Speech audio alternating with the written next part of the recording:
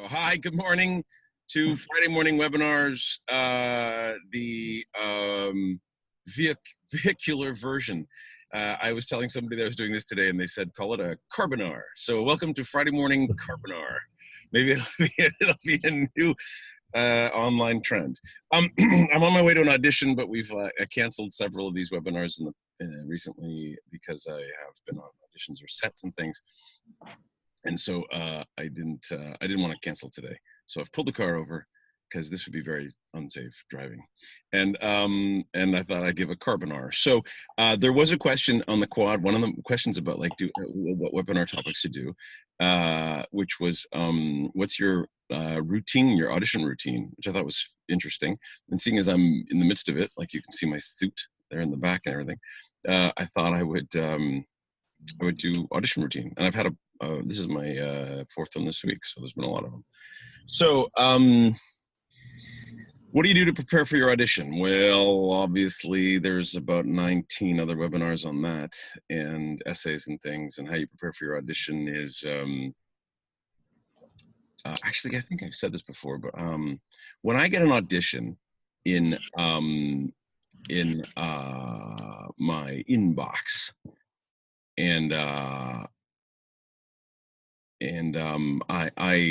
see, oh, I got an audition tomorrow. The first thing I do, I print it out, but I don't read the breakdown. I try not to read the breakdown, who the casting director is, who the leads are, who the director is, even what the genre or anything, before I memorize it. Like I don't, because I gotta make sure that I keep myself away from prejudicing my memorization or my understanding of the script with the potential performance that I'm going to perform.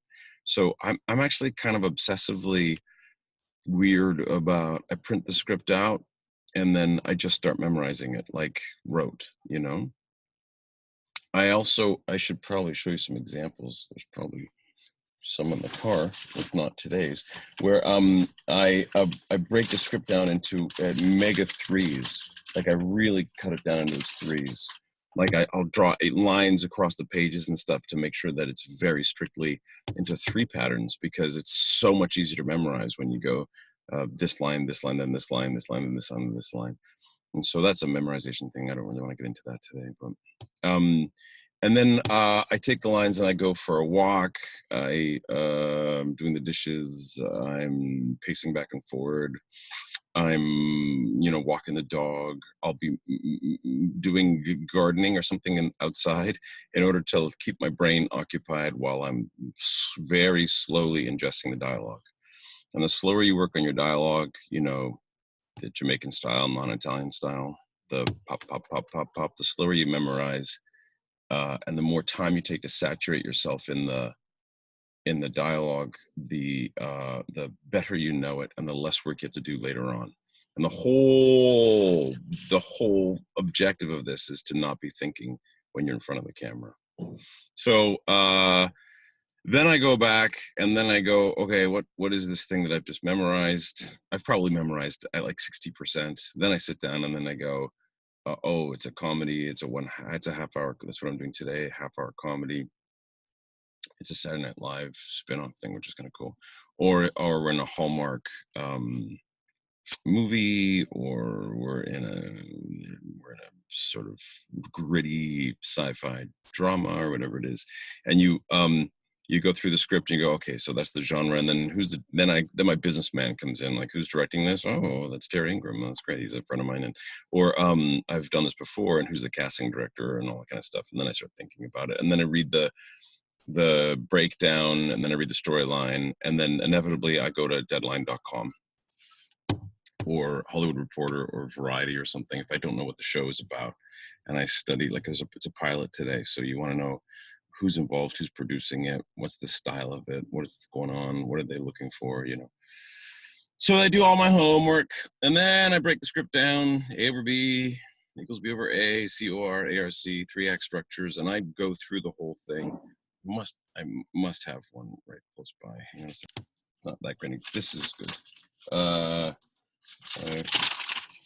Audition, And so, I mean, this is how I break it. There's my 1A, my 1B, my BC, and then you'll see that every line is broken into its 3 pattern, so that makes it easier to memorize. So, okay, break. I'll do my best, break, but please finesse quickly. Okay, break. You see it? It's awkward, but okay, break. I'll do my best, break, but please finesse quickly. So it's 1, 2, 1, 2, 3, and I'm memorizing those patterns, right? They're afraid if you can't close soon, global might call off the merger. They're afraid if you can't close soon, global might call off the merger. You know, which is great. I just got I just got an email that I'm pinned for this role, so that's kind of nice. So anyway, the very beginning, you see the 1 is another day, right? That's 1, 2. Richard, is everything okay? Because I can't hold him off another day. That's 1, 2.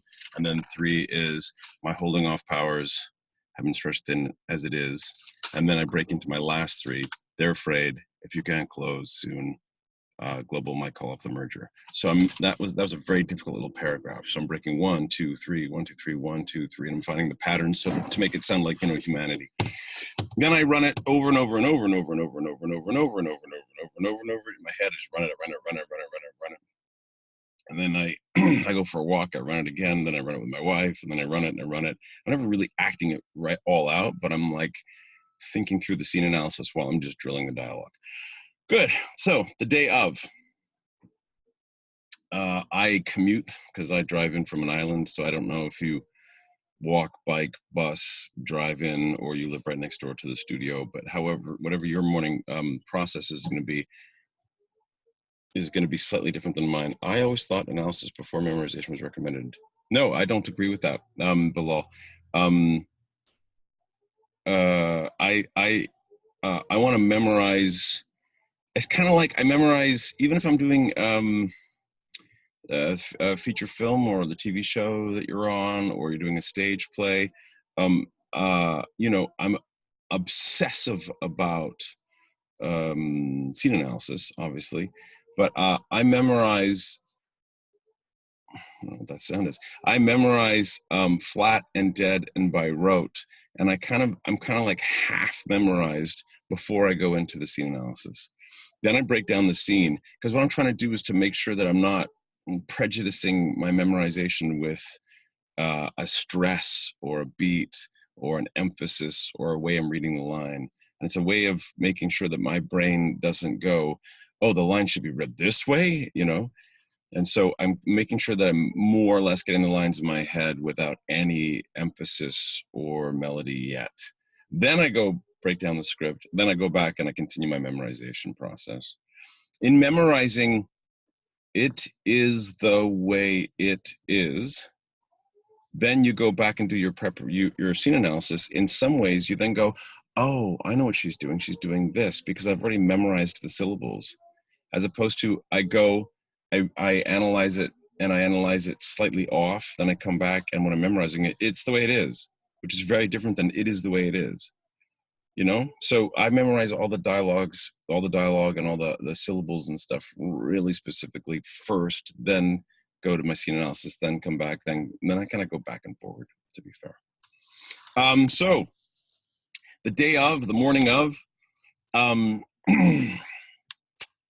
morning of, have a coffee, walk the dog, don't think about it, just relax. Start the morning off in some kind of Zen way, whatever your way is. Yoga, a jog. Get a good night's sleep. That's important. And then usually what I do is I then run the dialogue a couple of times to myself again, just to like remind my brain, you know, but I don't obsess over it in the morning. I should have known it but before I went to sleep, I got to go, I know this, I'm fine. Because otherwise I'll be in a restless, anxious sleep. But if I go, I know this, I'm fine, then I can sleep well, you know, then you quiet the voices in your head. I then I sort of walk through the scene analysis and emotional preparation again in the morning, and just think about the character and kind of envision what the scene is about. Then I get in the car. I love the commute drive to my auditions because it gives me all this time to do my preparation. If you don't have that, then you got to do it in your apartment. And when I used to live downtown and, you know, take a cab, then I would do it in my apartment and things. But what I do is while I'm driving, I like am doing the, so what was this thing again? Uh, Another day, Richard, is everything okay? Because I don't think I can hold them off another day. They're afraid, you know? And I'm kind of running through the dialogue.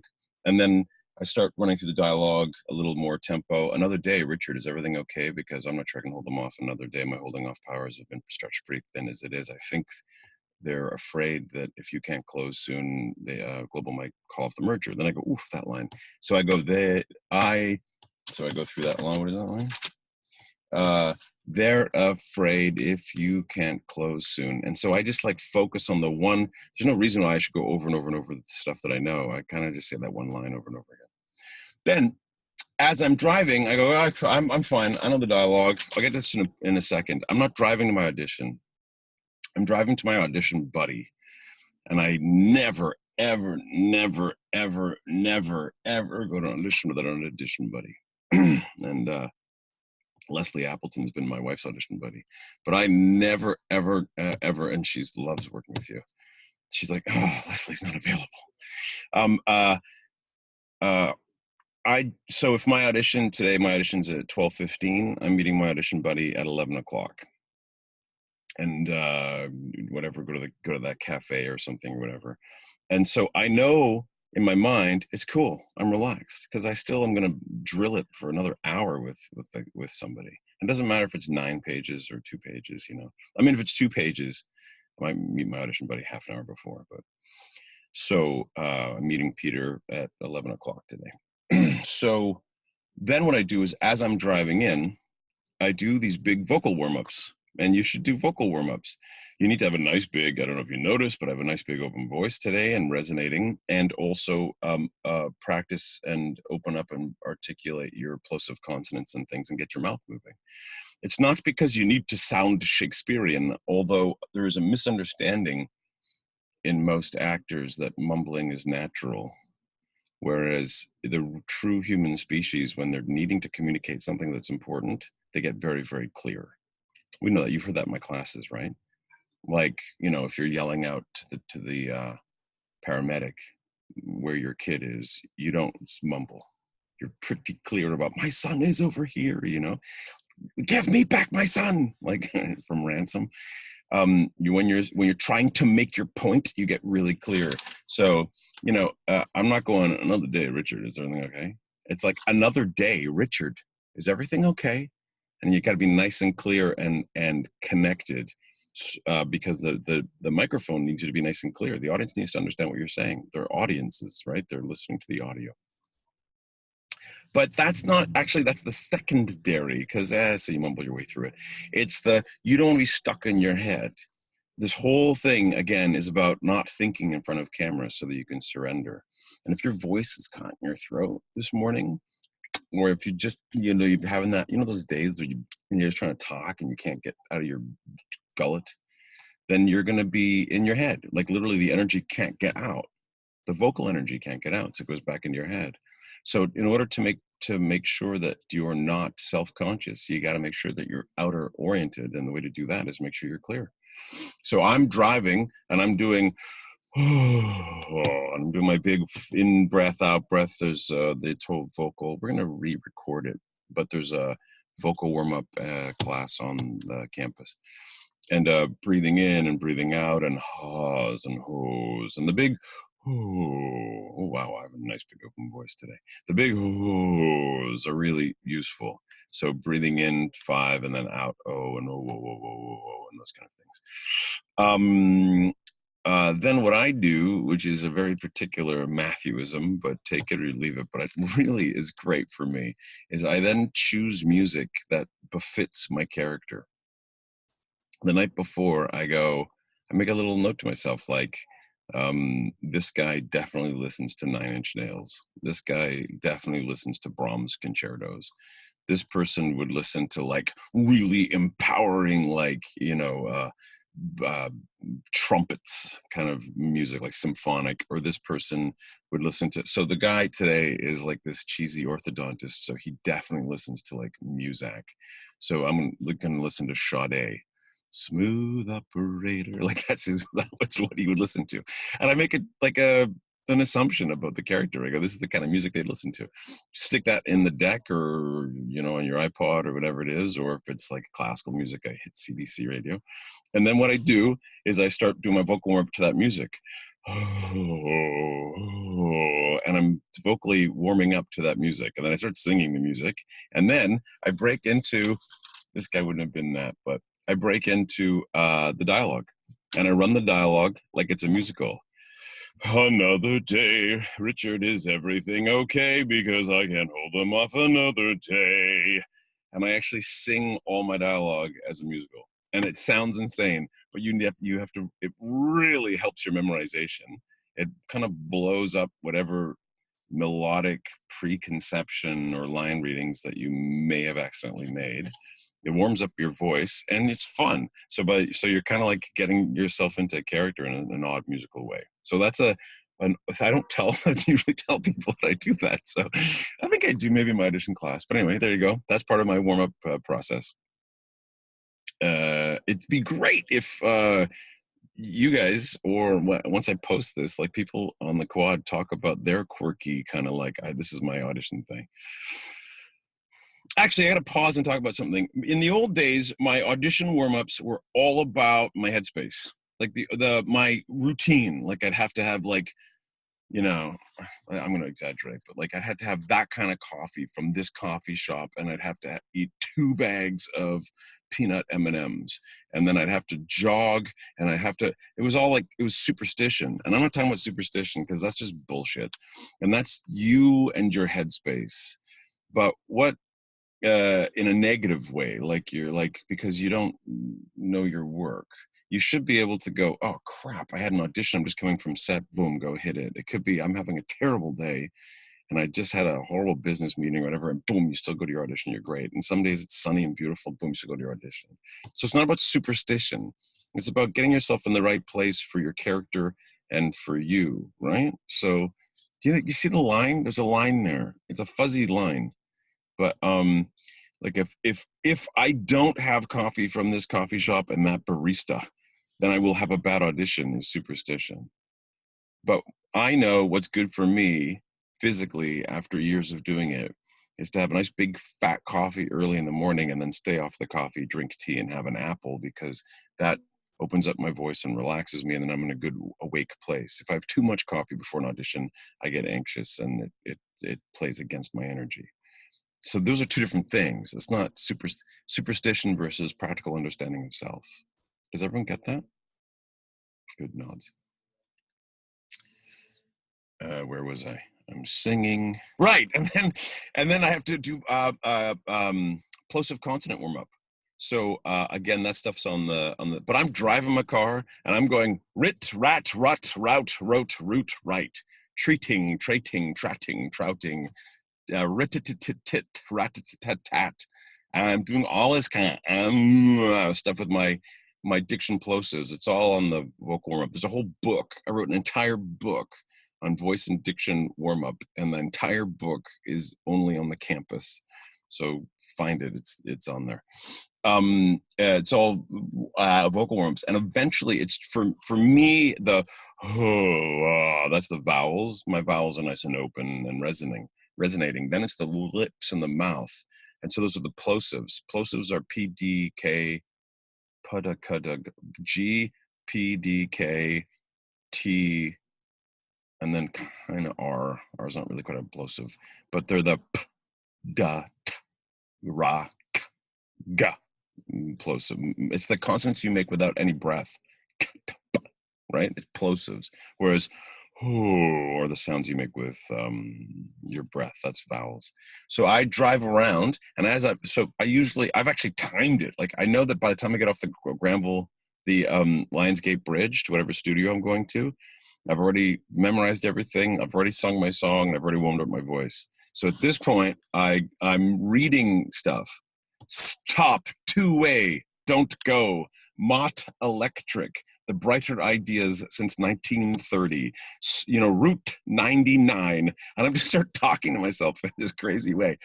And then I do something which is extremely fun, is I play nouns with myself, but for plosive reasons.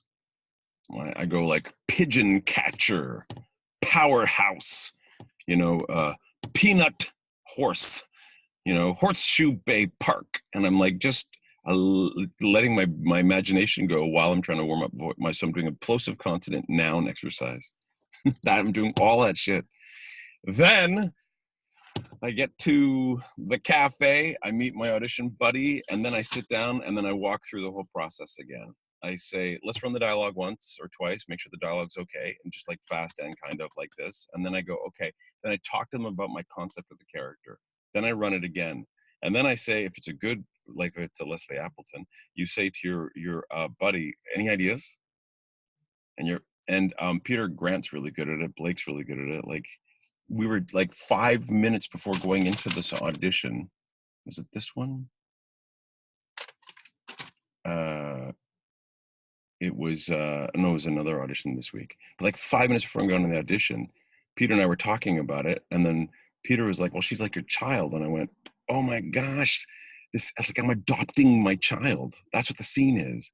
And I was like, "Oh, I was so excited by that idea, And so I go, "Oh, great! I can't wait to go play with that and show them this fun idea that I like come up with, And so your audition buddy keeps you talking and thinking. Would my audition have been much different than how I prepared it? Probably not even noticeably.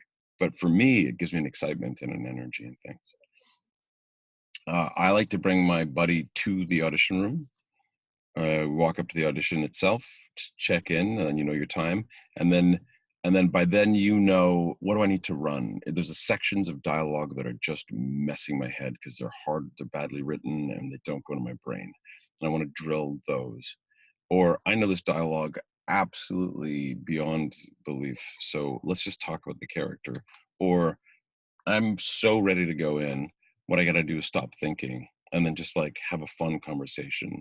Or if you're like, oh my gosh, I am not in the world today, then you get to the audition early, make sure you've got good 25 minutes, grab your buddy and go in the back alley and do sound and movements and nouns.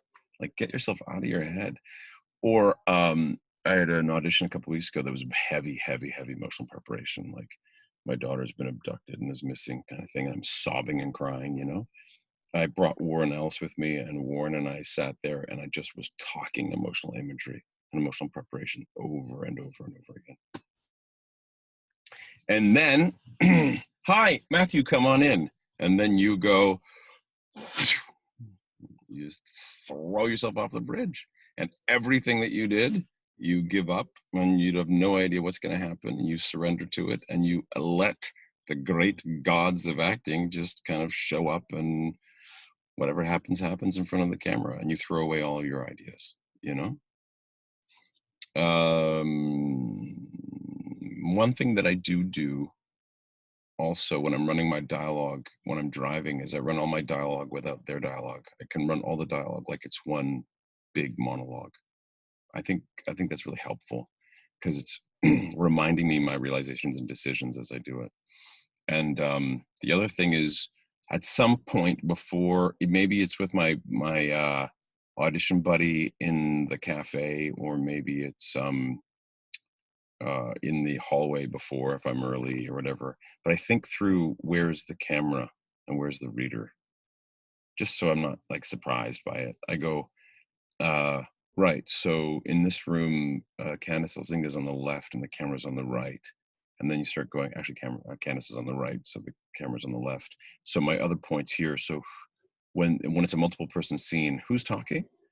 And then I'll go, oh yeah. And sometimes when the scene is like 2 people, 3 people talking, I'll have my audition buddy run the scene with me. But like he's doing this. Yeah, listen. No. He doesn't have to listen. Yes, he does. No, he doesn't. And like he's like playing the 2 different characters so that I can like pay attention to who's saying what when. And then I'm like, right, because it's two different people. And make sure those relationships are very different. And then before I walk in, I go, Candace is going to be on the right, and I'm making the reader Frank. So Jenny and Patricia are going to be on this side of camera. And so I actually run the dialogue once or twice with my reader, my buddy, to make sure that I'm remembering who I'm talking to where. Get that in my blood, you know? It's a lot of work. It's a lot of work, like 3 pages. And then you go in, bam, it's over. They go, yeah, that was great. Or maybe let's do it again in this time. And you go, great. And then bam, it's over. Then you walk out. You're like, oh my gosh, I've been working on this thing in my head since 7 o'clock last night. I've put 5 hours in this morning and it was over in 2 minutes. And then, you don't book it because who knows? Because they want a guy with a mustache. Like, who knows? They want the guy with the beard, So it's just like, I don't know, like that's your job. You work. You come in, you show them your ideas, you just flow, have fun, surrender, connect, laugh about it, walk out. And then having a buddy is so great. It's so great because when you walk out, there's somebody that you can share that experience with. It's quite lonely walking into an audition room, sitting on the chair, listening to, Bono or Coldplay or whatever. And you're like, then you go in and you're like, all your life is on the line. And then you walk out and you're like, now what do I do? And I'm like, it's just terrible. That's just not how very few people do audition buddies, like very few people. I think I may have invented it because very few people do it. And when I go to my auditions, the guys who are in my category, they're always like, ugh, there's Matthew with his person and his entourage, but they're grateful because again, this time I'm like, look, while I'm auditioning, borrow him. He's really good. And I lend out my audition buddy to run lines with other people. So that's the process. And then when you leave, I think it's good to go through what worked and what didn't in order to keep working on your process. Your ladies in waiting. Yeah, I'm careful, judicious about who I bring because I don't want people to, the guy's always got young actresses around him. I don't think that would look very good for my wife. So I usually bring grizzled older guys. When you walk out of your audition, have a process that you go through and you think about, okay, so that worked, that was surprising. I don't know if I took that note right. That really went well. And then what you're doing is don't worry about this audition. You're adjusting the process that I just went through from like when you get it in your inbox to when you walk out of the audition room. Adjust your process for next time. That next time will work better. You know what I'm saying? So that's what you're trying to go through. That's my what do I do in the morning? Put your brain in the same chemical space it was when you were learning the scene. Yeah. Where would you start emotionally prepping? Well, you're not jumping forward, Tim. That's a great question. So I had an audition a couple weeks ago that went really well. I really enjoyed it. It was a hard scene. So he's the father of it's a true story. He's a pastor, and he's the a father of a young girl, and the wife and the young girl are abducted and disappeared. And what the script to me was about, I read the whole screenplay, was his losing his faith in God, but losing his faith. It was really about abduction or violence versus faith. And because her story is really the A story, is the woman, the wife, the abducted wife, and what she had to go through to survive, and what kept her alive and working to finally escape was she kept her faith. So I'm like, well, by definition, then probably, you know, literarily, that means my character's probably losing his faith. And as I'm reading it, it's like, oh, that's what's going on. Like he's losing faith. And so everybody's losing faith around him, but the cops have lost faith that they're ever going to find them and that they're alive. And so the scene is he just um he just he basically just gave up. The cops are like, we closed the case. And the phone rings and he picks up the phone and it's his 8-year-old daughter who's somewhere in a basement abducted 3 months later. And she goes, Daddy. And then he doesn't believe it's her. And he's like sobbing. And she goes, Daddy, I just wanted to say Happy Father's Day. And he's going, and so it's like, oh, so manipulative. And he's going, put the man on the phone, put the man on the phone. And she goes, I can't. And that phone hangs up. And he has this big breakdown, you know, they're alive, but he can't get to them. So like, then I was memorizing the sides, doing my thing. And as I'm memorizing the sides, I'm like, oh my God. And I actually had like like it was like the scene was killing me because I'm a dad. So even just memorizing it, I started like getting weeped on. It was pretty well written. That was the second scene. The first scene was a pre-scene in which the husband and wife are talking about moving and how much it's like the setup for the family loves each other. And then the second scene is the breakdown. So I made a decision when I walked into the audition room. I asked the producer and the director and the casting director, I said, could we do the second scene first? And they were like, sure. So we shot the second scene first because I was really emotionally ready for it. That was a really good choice.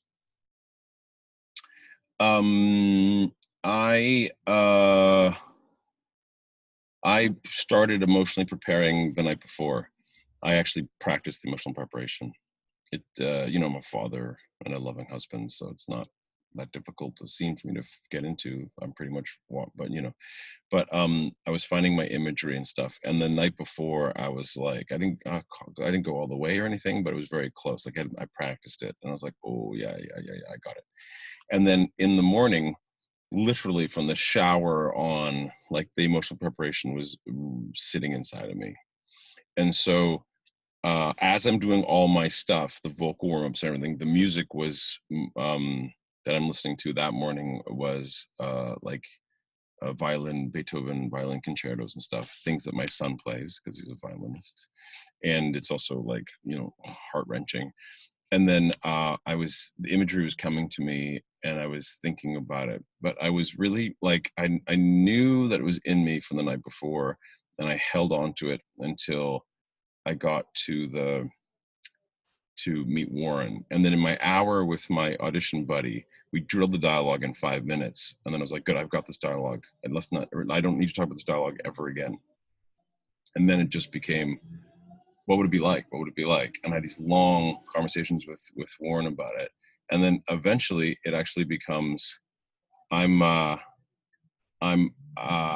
outside the audition room, and I did the whole classic things, man. My hands were on Warren's shoulders, and I was talking to him, and I was prepping it up, and then I had that one image, and it was sitting inside of me.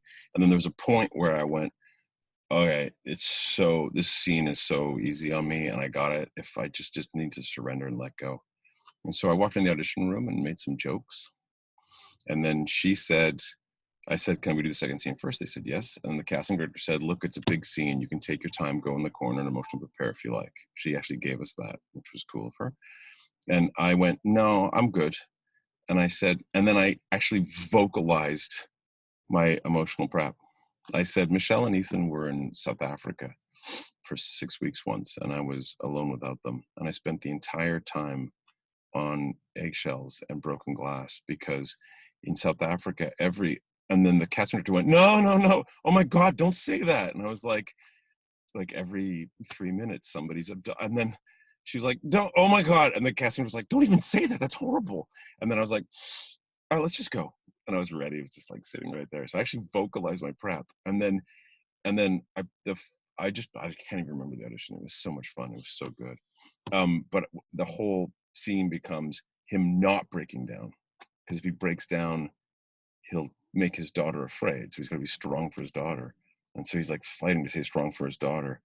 And then when she hung up the phone, it just happened. I just threw my phone. I was using my phone as I threw my phone down and started sobbing. And then the scene continues. The sister-in-law comes in. She goes, and then I go, "They're fine. They're okay. They're alive. They're okay." And I started sobbing again. And I'm all snotty and shit. And then this is just nothing, but it's kind of funny. Afterwards, I look up and the casting director's like crying. The reader's crying. The camera person's going, "Ugh," and the producer's like, "Oh," like everyone's crying. And I went, "Should we go again?" Like that. And they're all laughing. They're like, "No, please, for God's sakes, don't go again." So it's kind of fun. So, I mean, the answer to your question would be, it was Judy Lee. She was one of them. The question would be, when do you emotionally prepare? Not all casting directors have the knowledge to let you prepare in the room. So that's enough. If you have a scene that's of that kind of emotional intensity, you're definitely going to want to have your minion, your buddy, your audition buddy there, so you can talk through it and stuff. Get to the audition early and be preparing, and go to the bathroom and prepare it, and in the hallways and prepare it and stuff. And you should be prepared before you walk in, enough that you go, when I start I can make jokes, they can ask me questions, we can be thrown by something, but I know the scene so well and I know the triggers so well that when the first moment of the scene starts, it's all going to pour out of me because it's just sitting right there. But the extra answer to that question is, I won't feel comfortable unless I've actually practiced it the night before.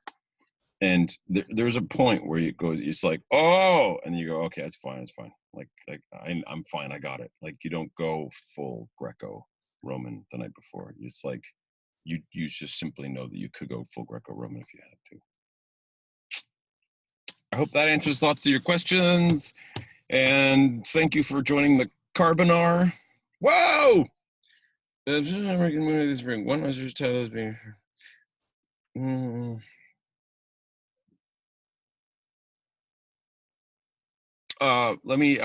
gonna shut this down, then I'll answer that question because it's a very specific business question. Thank you all, Friday morning carbonars, and good luck with your auditions, and we'll see you soon. All right, wonderful. I guess I should pull the car over now. Just kidding. Bye-bye.